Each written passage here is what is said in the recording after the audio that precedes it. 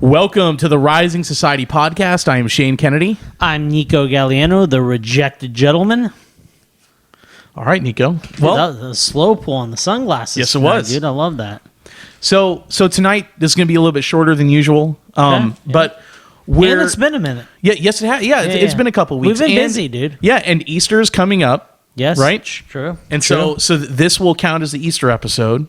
And real quick before we jump into it, how did Lent go for you? It's good. For all it's been very good. The Eastern Orthodox practice Lent? No. Of course they do. They do? Yeah. Yeah, they do. They're just Catholics, right? Yeah. Okay. They're just Catholics without Papa. Yeah, they're just no Papa. Yeah. So good Lent. What did you give up? I gave up a lot of alcohol, and You gave up alcohol for Lent? and also too, I've been very serious about not eating meat on Wednesdays and Fridays too. Wednesdays and Fridays. Yeah. Okay. So, All right, well, good for you, man. let's jump in. So so what we kind of figured was that we could look at some basic information about the Chinese economy. You know, tariffs. That's all anybody's talking about right now. And talking about about kind of the American economy and the Chinese economy, there's kind of an angle that I haven't really heard a whole lot of people talk about, which is just kind of looking at the lay of the land of a nation's economy. There are several pillars to any given economy, right? Yeah. But there are three really, really big pillars that kind of spell the difference between a great economy and a not great economy. And they're the pillars that are critical for an economy to really become dominant and to become wealthy and accumulate wealth.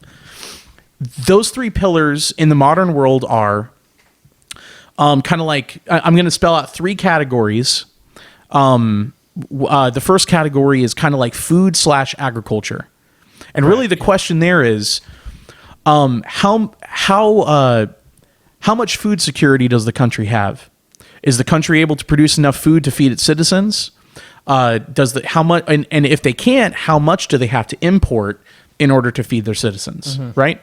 So food security that's a really, really big deal, and that's something that we don't have to think that much about here in America because we're a very food secure country. Yeah.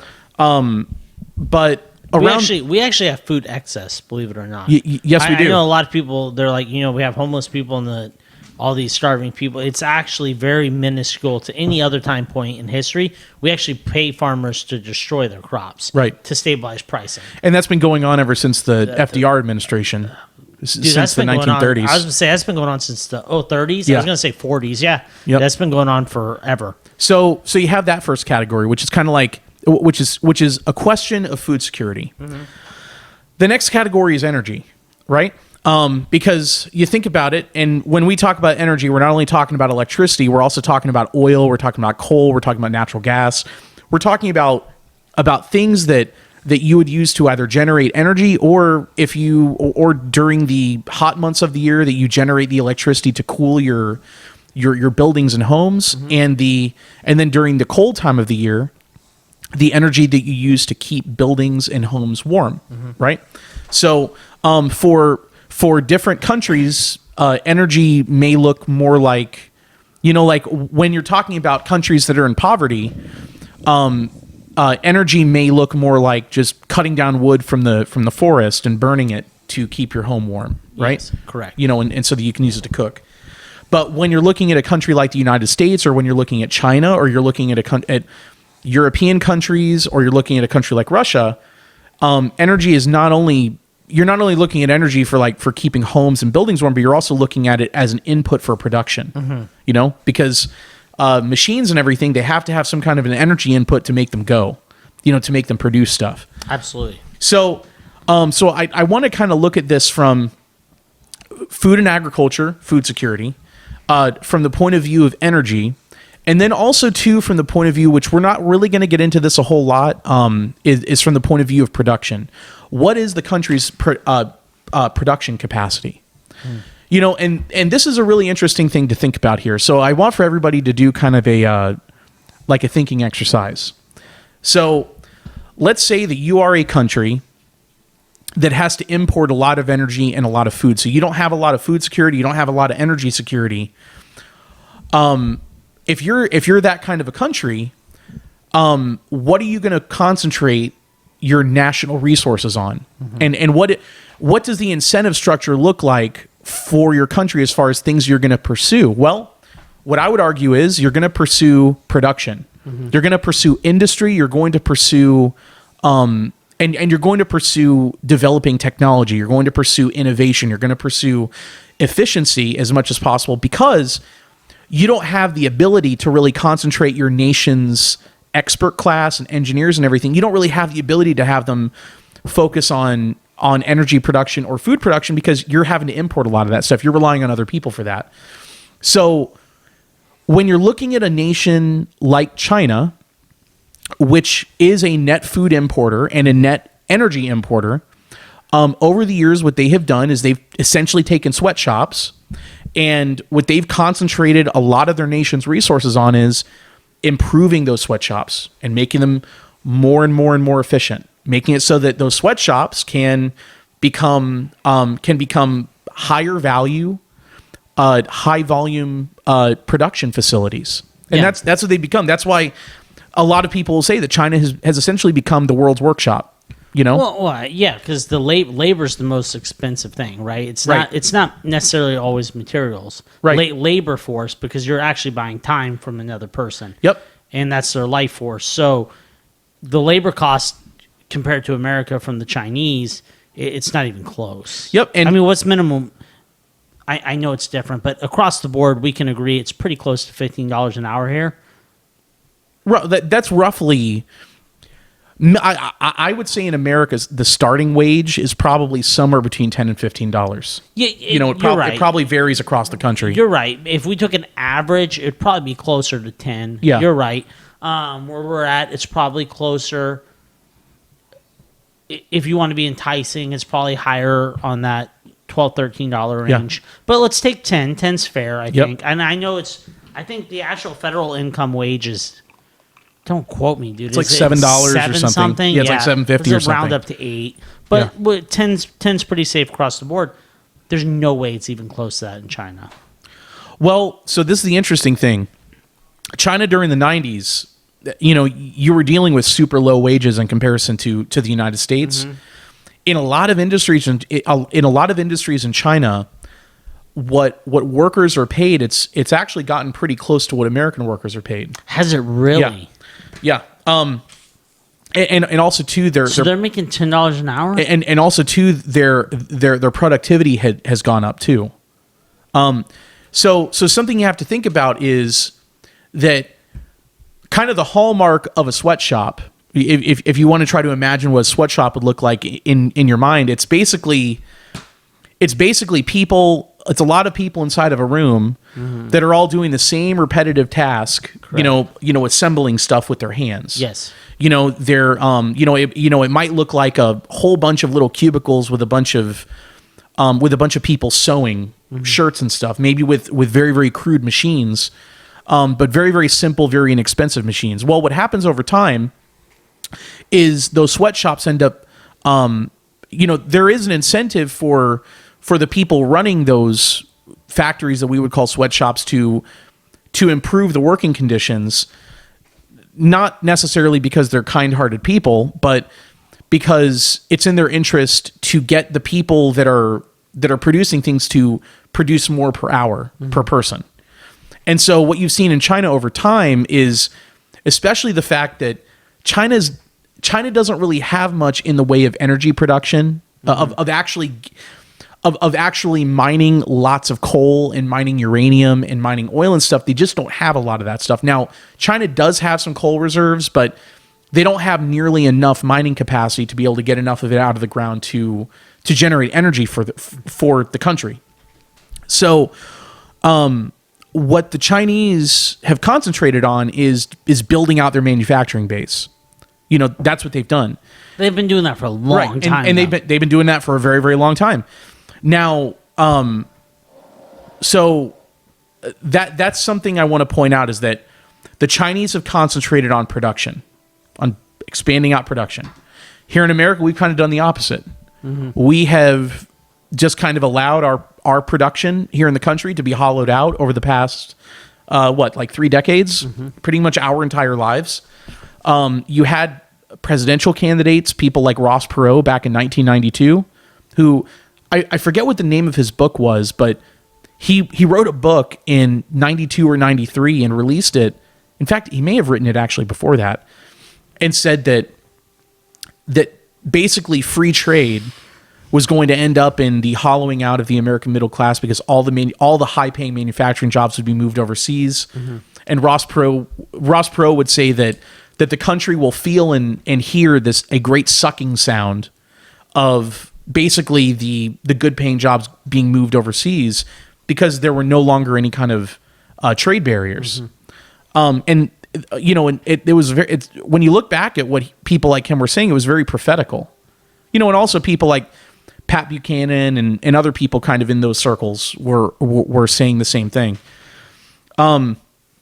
So China really concentrated on first getting the production to their country, and then second making it very, very efficient.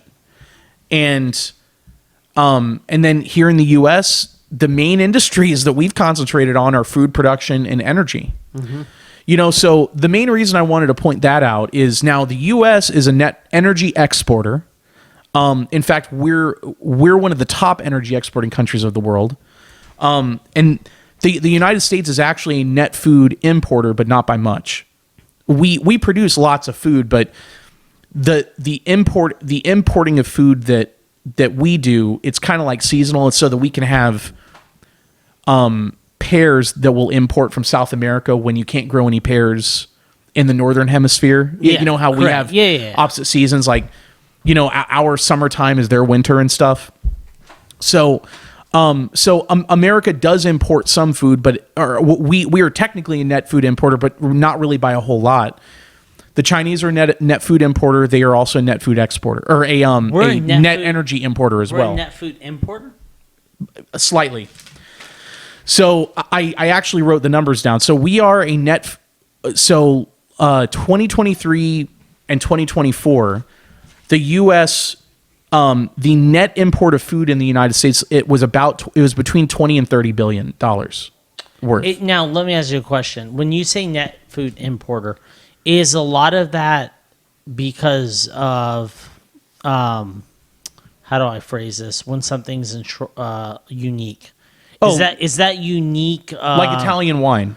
Not even instance. Wine. Is that like unique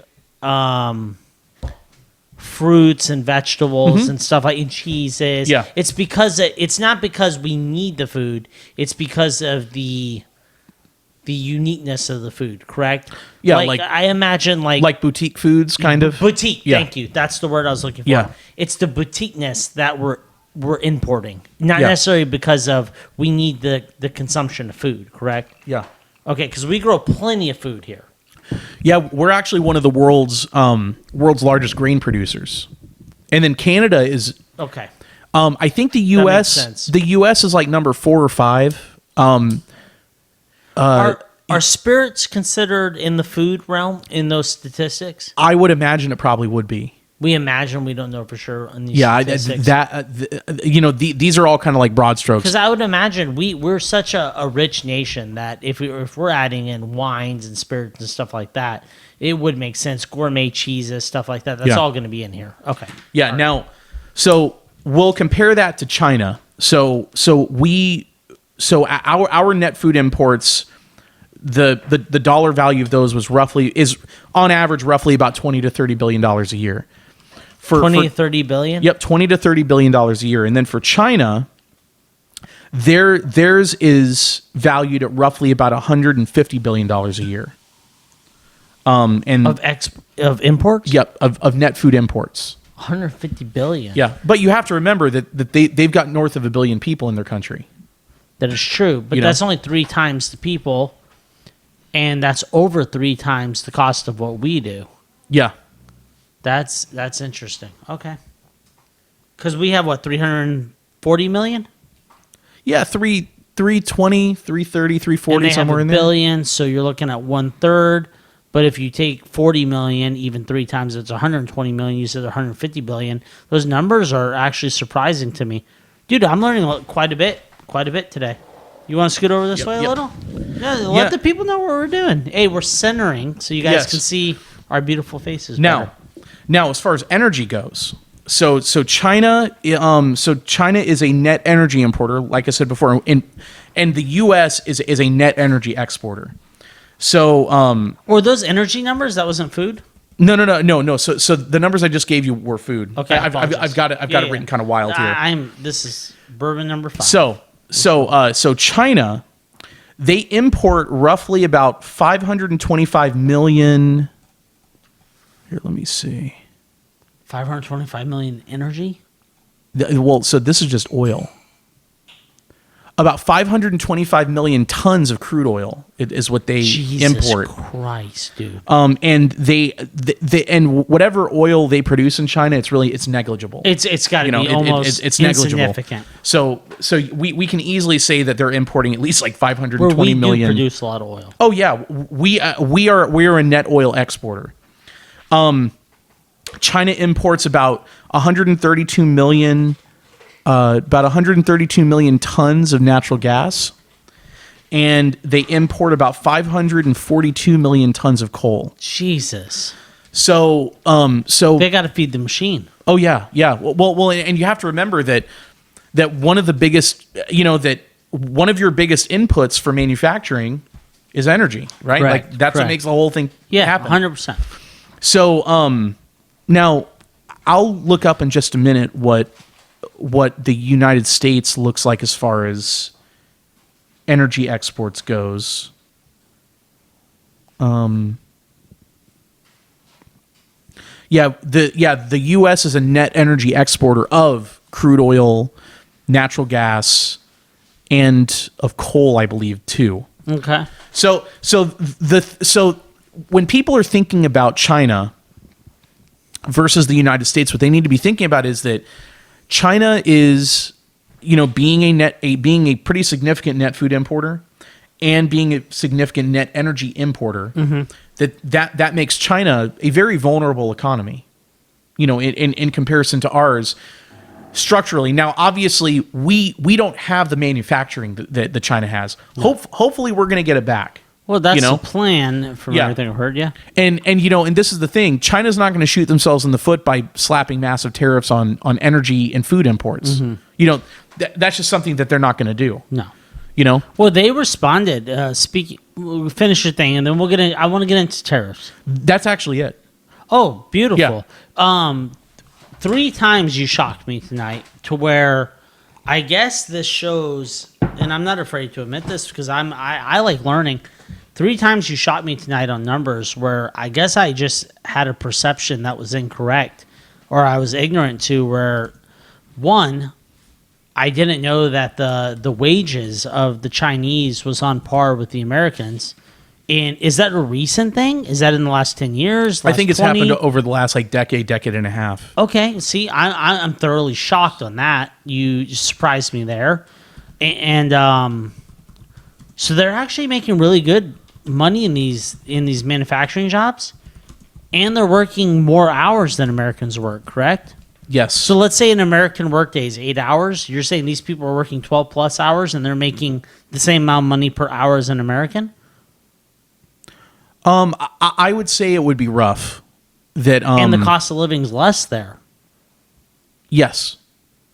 That's shocking to me. But this is something you have to remember, though, is for China, and I don't want to try to villainize them in a way that's unfair, because I will. Well, but look, I mean, just looking at it objectively, we are the dominant imperial power on the planet. Oh, that's not debatable. And basically, China's trying to carve out a regional sphere of influence. Yeah. And obviously, we don't want them to do that. If we stop buying, they're dying. Well, actually, what it would more come down to is if we cut them off. If we were to figure out a way policy-wise to cut them off from food and energy, or to make their food and energy costs substantially more than what they are, that would spell serious trouble for China. They're fucked. Yeah. Well, I mean, we can say that. Now, okay, so as far as the United States goes, Exports.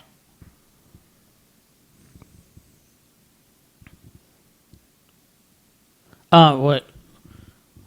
Are we getting into Okay, the, so go ahead, finish your the point, yeah. U.S. exports roughly 1.5 to 1.8 million barrels of oil per day. One more time, I apologize. So the United States exports roughly 1.5 to 1.8 million barrels of oil per day. So That's our exports. yeah. So that would why are- actually roughly be about a half a billion barrels of oil a year. So for the people at home, That we export. Explain this real quick, because it sounds like we're talking out of both sides of our mouth. If we're exporting that much oil, why are we importing oil? We're not. So we're not buying any oil from these other countries. Well, so keep something in mind.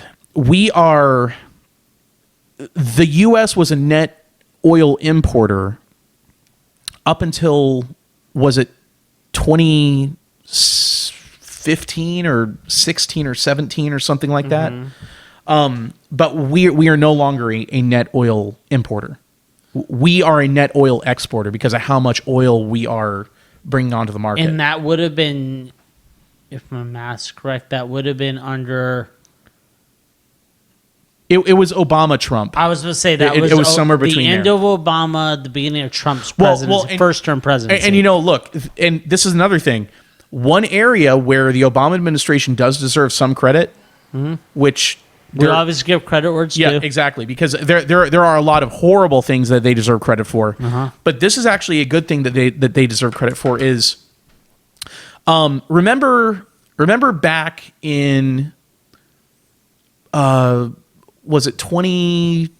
Yeah, back in 2014 when the Russians got involved in Ukraine because we overthrew the Ukrainian government. 2014. It was 2014. Yep, you're right.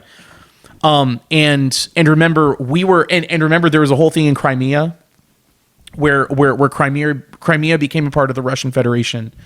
And remember how a lot of people here in America, mainly like neocons and neoliberals, where they were all throwing a hissy fit and saying, well, we have to get in there and we have to go fight the Russians directly and everything. And the Russians had actually invaded the eastern part of Ukraine because that whole deal. I don't really want to go into the details of it, but basically the Obama administration, they kind of took a pulse and they were like, yeah, Americans are still pissed off about the war in Iraq. Americans are still pissed off at what we did in Libya. Americans are still pissed off at the Afghanistan thing. And they give credit to them. They read the room. They were like, we can't get involved in this thing. So the Obama administration, led by the Secretary of State, John Kerry, they actually decided, you know what we're going to do? We've been talking all about climate change and global warming and everything.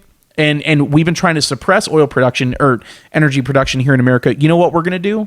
The best way that we can combat the Russians is we're going to produce so much energy that it's going to plummet the price of oil around the world. Fuck, okay. And that was how they responded to the Russians.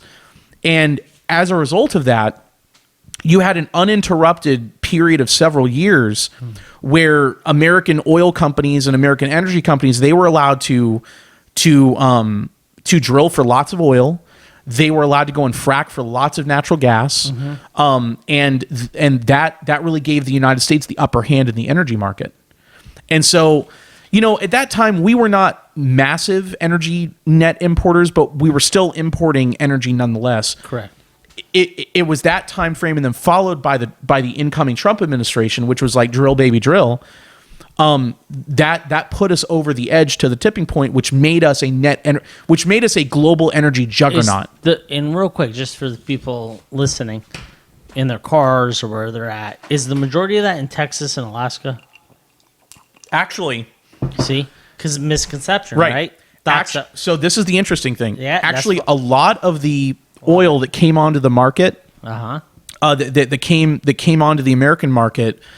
Around that time period, it was actually brand new oil, which was up around the Dakotas, called the tar sands oils, called the tar sands oil. Yes. Now, so this is something. Sorry, I'm a nerd about this. Well, and me too. And I'm actually about to take us down a hyper specific petroleum nerd direction. I might have fucked up. So there are there are two main categories for petroleum in the world. One is called sweet crude, and the other one is called sour crude. Correct. Yep. Now this whole thing, it's not, it's more of a spectrum of crude oil. Kind of like what you're on. Well, very much exactly Like what you're on. on. Exactly what you Okay. and exactly what Sebastian is on too. Okay. Yeah. But so Russian crude oil and same thing with Saudi crude oil are both known as sour crude. Now, what sour crude means is that when the oil comes out of the ground, it has a lot of impurities in it. And so that requires a much more expensive and complicated refinement process to turn the oil into diesel, gasoline, and all the other petroleum derivatives. Now, the oil that is largely in the Permian Basin, which is a lot of the oil down in Texas, that is actually considered some of the purest crude oil on the planet. And that's called sweet crude. Now, what that means is it comes out of the ground. It has impurities, but it's got relatively, compared to the sour crude, it's got relatively little impurities, which means that the refining process is a lot less expensive and a lot less complicated. So that was the crude oil that the United States would typically sell in the market, which is considered like the gold standard of petroleum. Now, the tar sands oil, which like I mentioned is up in the Dakotas, and then Canada has a lot of it. That's considered sour crude. Okay. In fact, it's like super sour crude. It's like it's very, very, very sour, meaning it's loaded with impurities. In fact, it's very, very thick coming out of the ground. And that's the reason they call it tar sands oil is that it's very tarry whenever it comes out of the ground. So it requires a lot of refining, which means it's very expensive to refine. So when the government granted a lot of leases and the government granted a lot of tax credits to incentivize oil companies to go up there and build an entire oil industry to get that oil out of the ground. And then when oil prices started to kind of explode recently, so when oil prices plummeted under the first Trump administration because of how much oil we were pumping onto the world market, it made it so that it actually became not profitable to continue operating those oil wells up there. So a lot of those oil wells got temporarily shut down. Correct. And then when oil prices started roaring up again, like after the invasion of Ukraine under Joe Biden, it became profitable again to really start ramping up the tar sands oil. So now we're in a spot again where you've got a lot of the tar sands oil that's coming onto the market, and we're flooding the market with the tar sands oil. So at some point, hopefully oil prices will drop to the point where the tar sands oil profits are minimal, and they'll have to shut them down for a time period, because if they're shut down for a time period, that means that the cost of gas has gone down. Okay, so real quick, because I'm kind of leading on so the people can, so you can, one, you can mentally masturbate, and two, the people can gain some knowledge, because there's a misconception that a lot of oil comes, not that a lot of oil comes, our oil reserves are both just Texas and Alaska, and that's it. Right? Another one that I like, and a lot of the Alaska oil is considered sour crude. Correct. And another area I'd like to explore, if you might not have the answer for this, but I find you highly well educated on this, and I think the people would like to have these kind of stats. There's a perception that we have 50 years worth of oil reserves already set aside in case anything happens. Are you talking about the strategic oil reserve, correct, or are you talking about what's estimated to be in the ground? No, not what's in our ground. The strategic estimated reserves for America. Not what's in our ground, not what we can pull out. The actual act of strategic oil reserves. What do you have an opinion on that, or is that maybe something that's outside the scope of your knowledge? That's okay, because I also don't actually know the exact numbers on that. I haven't investigated it. I just know that this is a talking point when we have these conversations. What's your opinion on that? And if anyone hears that in the background, I have a 16-year-old dog, and he has heart palpitations. His name's Buddy. He's on medicine, and Guys, give it the good fight. He's lived 2 years longer than he's supposed to. So, sorry about that.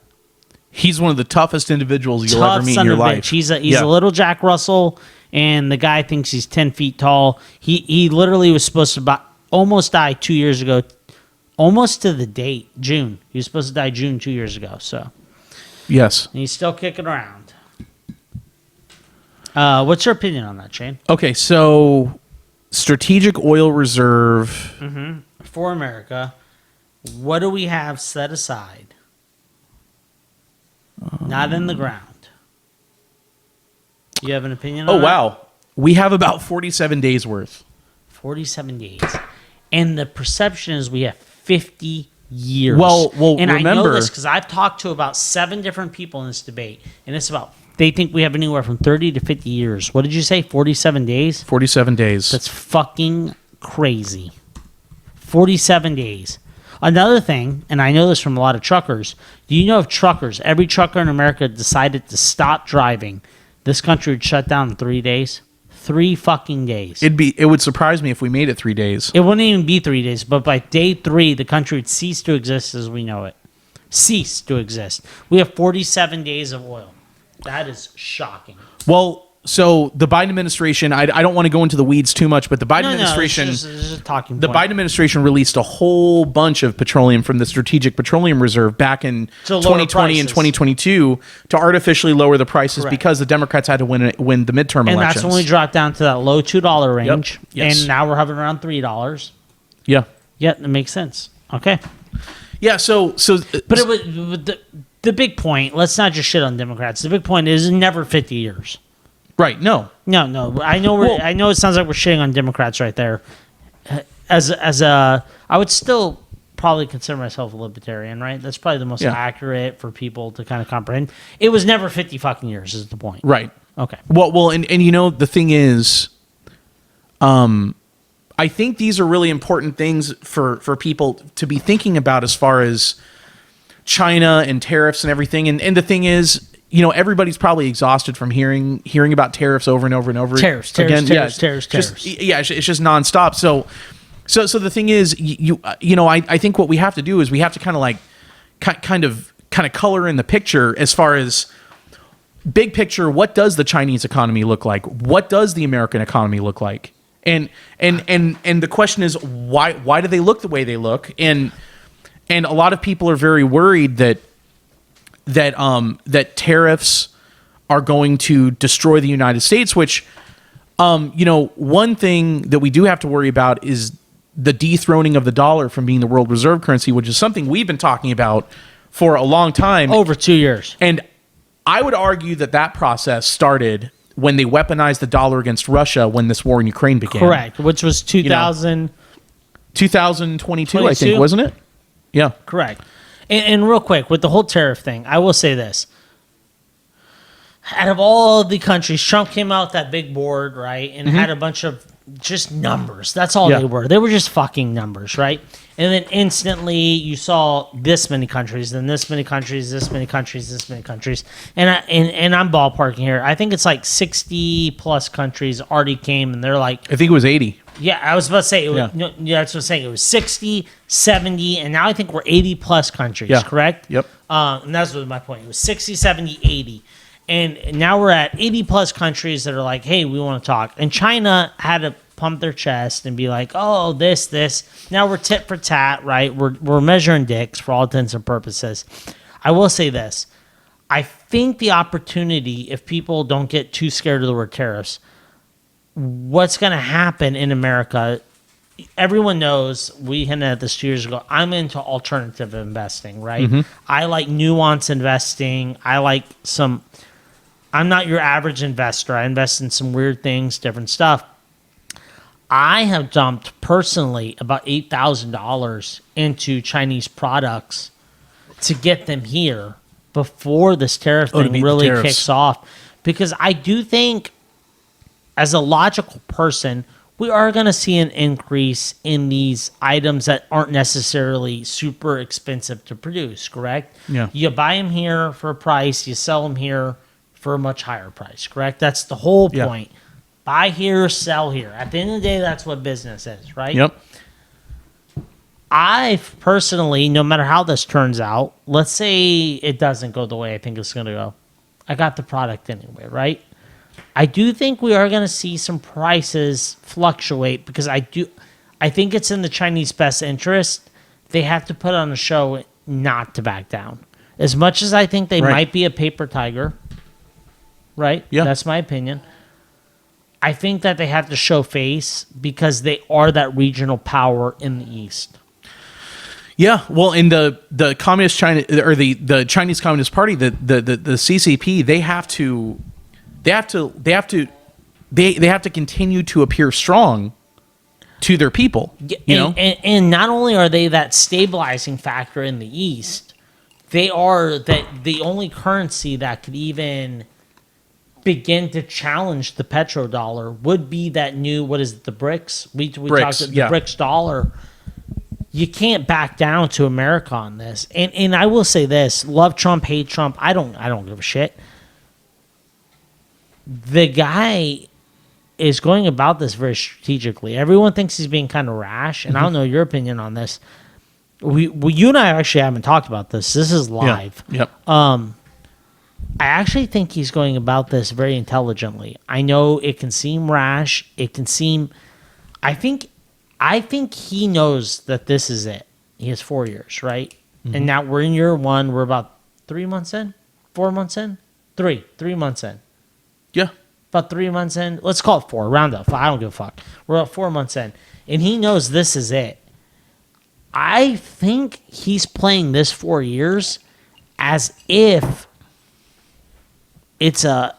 I truly believe, because of the way everything's played out, I don't want to get off topic, because of the way the Democrats have played it, I think this is the first time in a long time that the Republicans can not only hold this term, I think they definitely hold the next term, and possibly, for the first time in forever, hold a 12-year period. When's the last time the Republicans held 12 years? Reagan and Bush, I think. Yeah, we are literally talking before we were born to when we were born. Yeah. Yeah. And you and I we're not necessarily, we're young men, but we're not young men. We're 30, in our mid-30s. You're in your late 30s. I'm in my mid-30s. Well, we're both in our mid-30s. That is also debatable. But let's get past that. We'll say we're both in our mid-30s. That's the last time we had a 12-year period of Republican control. I think realistically, this is the first time, and I think he's kind of banking on that, and I think he's making policy for that next president to hold an 8-year term to try to get the economy and the deficit under control. And the only way that happens, and I'm not a Republican, okay? I'm not a Republican. No. I think if the Republicans hold control for not only this term, which they will, in the next 8 years, the next 2 terms, I think we actually do see some positive changes for the country and the deficit decrease for the first time since, what, Clinton? Yeah. That's crazy. Well, and this is the thing is, countries, especially big country, big top-down countries, and as much as people will want to try to sit here and try to argue that America's a big top-down country. We are the top-down exactly, country. Yeah, and what the fuck are we debating? Yeah, and this is the thing: China the European Union is essentially a top-down country. That fucking museum of losers. Yeah, and just don't sit here and try to say that America is not a top-down country, because it is. So, top-down countries, they have to have, I believe, they have to have a clearly communicated social contract with the people that clearly promises the people something and delivers it to them, in an exchange they get the loyalty of their people. So the thing is, when you look at post-World War II America, kind of like the whole deal, the social contract, which the social contract following the end of World War II, which was a brand new social contract, everything was renegotiated, was essentially, it was something kind of like this, where most men had some kind of exposure to the military, came out of there, Correct. With veterans benefits, specifically like the access to VA loans. And in exchange for them having served, they got access to kind of like cheap subsidized money to go out and move into one of the brand new suburbs. Cheap money. It was cheap money. And in exchange for them making the move to the suburb and going and getting a job away from rural America to the suburbs. Right. Yeah. The innovation of the suburb in exchange for them going out there and taking a full-time job where they would participate in the rat race, where they would get in their car every day and drive to their place of work and then drive home at the end of the day. Give 30 years, get benefits, retire. Basically you would get a pension at the end. The company man. Yep. You'd get a pension at the end of your life. You would have, that you would have a materially wealthy existence in comparison to the America prior to World War II. Correct. So that was the deal, and that operated. That was pretty fixed in place for about 25 or 30 years following World War II, and then it started to break down. Well, China. What? You think that started breaking down in the 60s?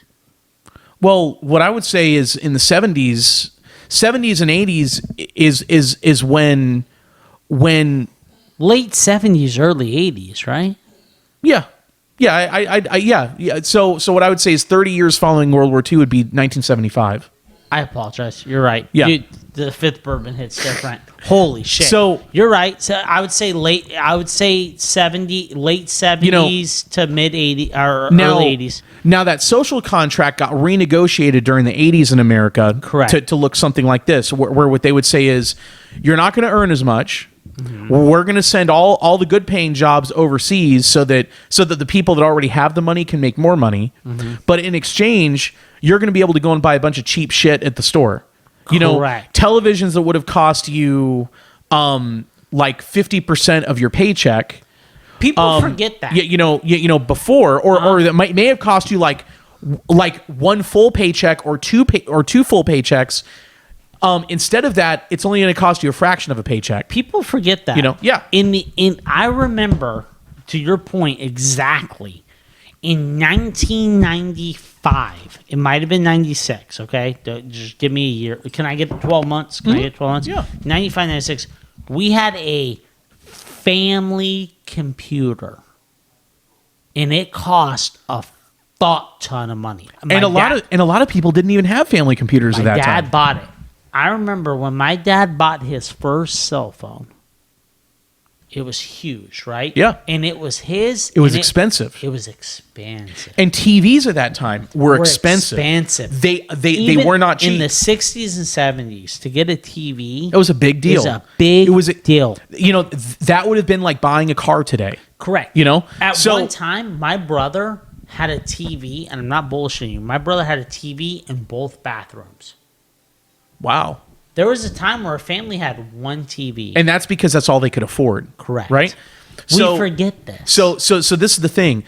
The New Deal was negotiated back in the 80s, 90s, around the time of Ross Perot and the NAFTA, North American Free Trade Agreement. And what the New Deal basically said was, we're going to take all the good paying manufacturing jobs away. But in exchange for that, you'll be able to go to Walmart and buy a bunch of cheap Chinese shit. Cheap shit. And at first the cheap shit was coming from like Japan and Taiwan and stuff, and then it got short. When it was coming from Japan, it was actually good shit. Right. Yeah, but it was good shit. But that didn't last long. But then steadily the quality went further and further down. Correct. As it moved away from Japan and moved to mainland China. The Japanese actually made good shit. Yeah, yes they did. Yeah. And now you see where we are is we're in another phase of renegotiation now, where everything is up for grabs. Now, China, on the other hand, they basically have a deal with their people that we will bring you out of poverty if you go and work these hard labor, or if you go and work in these factories and stuff. We will provide you with an apartment to live in. We'll provide you with a decent life. A much better life than you could have ever had being a peasant farmer. And you see, and this is the interesting thing is, China is using the offer of of access to cheap Chinese goods as their bargaining chip with other countries now to say, look, if you play ball within our system and you kind of operate using our rules, then you'll have access to a bunch of cheap high technology. And I mean, and then the United States, on the other hand, our empire has really become built on the back of trading around commercial paper and usury. I mean, that's essentially what America's built on now. So we have to go back to the drawing board and figure stuff out. And the whole reason I said all these things is just to reiterate what you said as far as, Donald Trump is really working to kind of like change the rules of the game. Will he be successful? Who knows? And will the results be better than what we had before? Who knows? But it's going to be interesting to see what happens. And one last thing I want to say is, if somebody out there that's listening to us, one of our like 9 listeners, correction, we are double that. If you're one of our 18 listeners, there you go. You cut us by 50%. It's already an embarrassing number. So you take people of Generation Z, of Gen Z. They are, things are looking pretty gloomy for them because for Gen Z, because they can't afford anything. They can't afford to move out. The jobs that are being offered to them are jobs where they will never be able to earn enough money to be able to be independent, to be able to buy their own stuff. Well, that's the cold hard truth is it. And I'm 1990, right? So I'm getting up there finally. I would say, and this is my personal opinion, you don't have to take this at facts. And it's I'm not calling out an individual, I'm calling out generations here. I would say millennials are a lost generation. And Gen Z, no fault of their own, they're going to be a loser generation. I do think it flips after that. Well, this is the thing I'll say is that I think Gen Z look around them and they're like, there's no way to win in this game. You can't win. Right. So you're entering a game. So you everyone else starts off with $1,000 worth of chips, and you have $200 worth of chips. How are you supposed to win? You know what I mean? Right. Well, and this is another thing to think about is, people that are asset owners. People who are asset owners, who are people who make money off of trading commercial paper, off of investing in stocks, who make money off of trading in the bond market, bond auctions, and all that kind of stuff. Those are the people who have been doing better and better and better and better in America. Just over time. The people who do not make their money off of trading assets and the appreciation of the value of assets, they've been getting screwed. Okay. Things have been getting worse and worse and worse for them. So ultimately, I think when you get down to the core of what the Trump administration seems to be trying to do is they're trying to level things so that people that are not asset owners and people that don't derive their income from trading assets, that those people will be able to accumulate wealth again by trading their labor. Let me give some practical advice, and I'm not a financial advisor, right. So I want to. Yeah, this is not financial. This is not financial advice. This is my personal experience, right? But I've seen this, and I'm not being funny. And I know it doesn't seem like a big number, but if you think about it, it actually is. I've seen this on 50 plus cases. So 50 individual people, okay? 50 people. Doesn't seem like a lot. Take that in perspective. My personal opinion, not financial advice. Right now, it's easy to say if you're not investing in assets, right? You're a fucking loser. Right. That's easy to say. It's harder to do, especially in this climate. There are 2 tried and true ways that I personally believe that a person can accumulate enough money to become someone that can invest in assets. There's 2 that require no education level, no experience level, and the entry level is free. And this is my personal opinion from what I've seen. There's 1,000 options. The 2 I've seen. If you go into sales or marketing, I think those are the 2 ways that the average person can generate enough wealth to become an asset investor. I'm not saying it's easy. I'm not saying that the majority of people can do it. I'm saying that if you're an average person, you are behind the eight ball, you don't have the education level necessary, you haven't gone into a specialty field, and you're just an average person. 85% of people, okay? Sales, marketing. And the reason I say sales and marketing is because people don't agree with me on this. They're actually the same fucking thing, just different sides of a penny. Right. One's the Abraham Lincoln side. One's the, what's the other side of a penny, a Lincoln Memorial? Yes. Is it? Or you could just say heads and tails.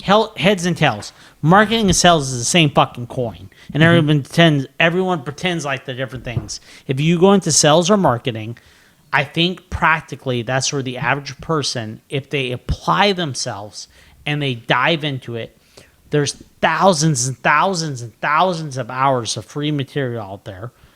And all you got to do is be persistent and you will be at least mildly successful. Yeah. I think sales is the lifeblood where the average person can generate enough wealth to start taking that money and setting it into investments. Well, and sales is everything.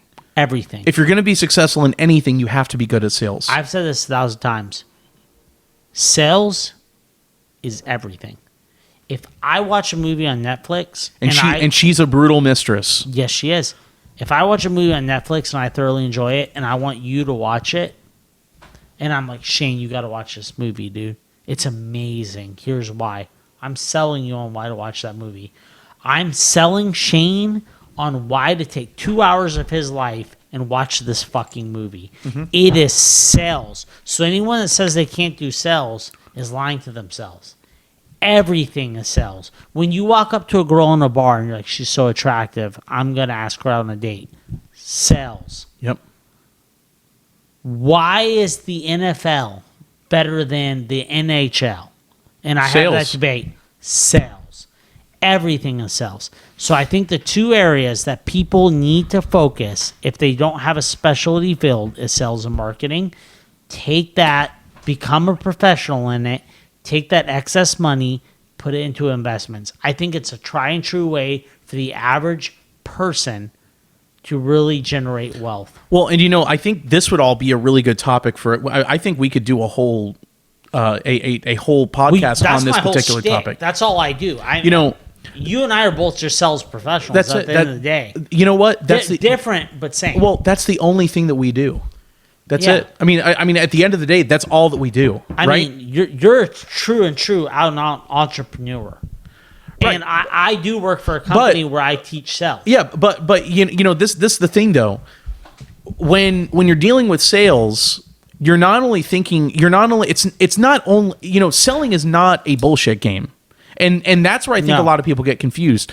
Sales because they watch The Wolf of Wall Street and they think it's cool. Sales is one thing, and that's it. One thing. It's problem solving. That's it. That's all it is. You have a problem, right? I'll solve it. Exactly. That's all fucking sales is. And this is the thing. You may be guiding the other person to help solve their problem by selling them a product or a service that you're in charge of moving. You may do it verbally, you may do it in person, you may do it over the phone, you may do it through the written word, like through a blog, or you may do it through mailers. And you see, and that's the reason why what you said earlier about marketing and sales, that it's really a very arbitrary line of distinction between the two because they're both really the same thing. They are the same thing. There's no fucking difference. You nailed it on the head perfectly, Shane. You said it perfectly. When you were like, all sales is problem solving. I teach all my salespeople, half your job is showing people that they have a problem. Just that they have one. Hey, you have a problem. The other half of your job is, here's how you solve your problem. That's it. As a sales professional, here's a problem. Here's how you solve it. And is that of interest to you? Yep. And this is another thing too. If you are in anything which pretty much everything comes down to sales. No. everything. Yes, and so this is the thing. The way you know you've become really good at sales, at selling whatever thing you are selling, whether it's a good service, whatever, is not. It's not when you're able to just bullshit someone who's just an easy target, just through That's not sales. Right, exactly. Well, with that's bullshitting. That's bullshitting. And the thing is that will work in the short term. Any cocksucker can bullshit. But this is the thing. Long term, that will not work. It will not work. And you're a scumbag. One of the ways that that you become a master of sales is when you have people, when you have former customers of yours that are putting you in touch with friends of theirs because referrals. Yeah, exactly. And specifically when they're putting you in touch with friends of theirs and they're saying, "Hey, you know what? I have to put you together with this guy." Because this guy helped me. Can I interject real quick? Yep. Real quick. You couldn't have spoke pure words to me. And I preach this in every morning meeting. 2 ways you know you made it in sales. 2. Only 2. When someone, actually it's just one. One is when someone gives you, "Hey, thank you so much for helping me. Here's someone else that I think you can help." When you are calling out and you're starting on sales, call, qualify. Do you have this problem? I can solve this problem. When you know you made it in sales is when they're calling you. Yep. It's called referral-based selling. When you've solved enough problems and you've provided such an excellent fucking solution. You got to build, that people are calling you to solve their problems. You'll gain a reputation. You are a true sales professional. And that's a professional salesman. And there is no degree, there's no certificate, there's no credential that only gives results. You that. Right. The results. And the only way you learn it is by doing it. And that's it. And that's what I tell people. So I train a lot of new salespeople, and they're like, and I won't bullshit you guys, right? Because it sounds great, right? Everyone's like, "Oh, I'll get in sales tomorrow." She's a cruel mistress. Cruel mistress. Yeah. Everyone's like, "Well, how did you become so successful in sales?" I'll be honest with you guys. I won't bullshit you. This is the bourbon's talking. You know how I became successful in sales? Is it a word that starts with R? Ooh, No. I'm not saying. No. What are you saying? Rejection. Dude, rejection. You're 100% correct. I failed about, and I'm not being funny, I failed about probably 5,000 to 7,000 times. And you know what? That's normal. And I'm not even being funny. Now, not in a row, right? I would sell people in between then. I had to keep the lights on. But, dude, my salary, people would laugh at it for about 24 months. And then all of a sudden it clicked. And I became a fucking master. I stopped calling and I started answering. Something I like to ask people is, how many lessons do you think it would take in order for you to become a master of a subject or in order to become the master of a craft? It's 10,000 hours. And this is the thing. So, some people might say, "Oh, in order for me to master a certain concept or something, it might take me 10 lessons or it might take me 50 or it might take me 100. It's 10,000 hours. Well, when you're sitting here telling us 5,000 to 7,000 failures at first, I mean, those are 5,000 to 7,000 lessons. Each individual lesson, and this is the thing, you have to pay attention to the lesson because every single moment in life is a lesson. When you are rejected because your ability to make a connection with a possible customer has failed, you have to do a postmortem so that you can understand where was the failure. Dude, so I had a guy today. It wasn't today. It was yesterday. That was disingenuous. I had a guy yesterday. He asked me, he's like, "How did you know what you told me would work?" And I was like, because I tried literally in that exact example. I'm not going to go in detail and bore everyone. I'm like, because I tried about 300 to 400 other things that didn't work in that example. Mm-hmm. And I lost, not kidding, I lost about 300 deals trying different shit that didn't work. And then I found this one. and it works a majority of the time. Yeah. And that's the only way, is that when you get a no, all it is one step closer to becoming a master. Yeah. Hey, that doesn't work. Hey, that doesn't work. Let me change it. Let me change it a little bit. You know what I mean? That's all it is. I would love to do an episode on sales. Well, let's do it. Because I think that's where people can get the most value. And anyone that's like, oh, sales, that's not going to be valuable. I don't give a fuck what you're doing. I don't even care if you're just trying to get laid. This will help you. You know what I mean? Sales is, I think that would be a great episode. We should do a whole episode on sales. I'm down 100% for it. And I mean, you as an entrepreneur, and then me in my role, I think that would be a great episode. Yeah. All right, is that the next one? Maybe not the next one, because I think we're going to have a surprise. We have a surprise guest coming in town. I didn't mean to cut you off. Yeah. We have a surprise guest coming in town. So the one after that, let's just schedule that as sales. Okay. I'm down for that. Yeah. Material on that. The last Let's do it. 6 of these. All right. Yeah, that sounds good to me. Beautiful, brother. Hey, awesome podcast. It's good seeing all of you again. Like I said, go ahead and like the Rejected Gentleman on Facebook, Instagram, TikTok, and I will respond back to you guys. You want to plug anything? You good? I'm good. You good? All right. Hey, we love you guys. We'll see you soon. You got anything else you want to leave off on? No, the only thing I would say is that do not fear rejection. Embrace it. Dude, I'm literally the Rejected Gentleman. I know. I mean, it's in my fucking name. Yep. Rejection's everything. Embrace it. Love it. Love it. It makes you successful. Yep. All right, guys. All right, guys. We'll see you Peace. next time. Peace.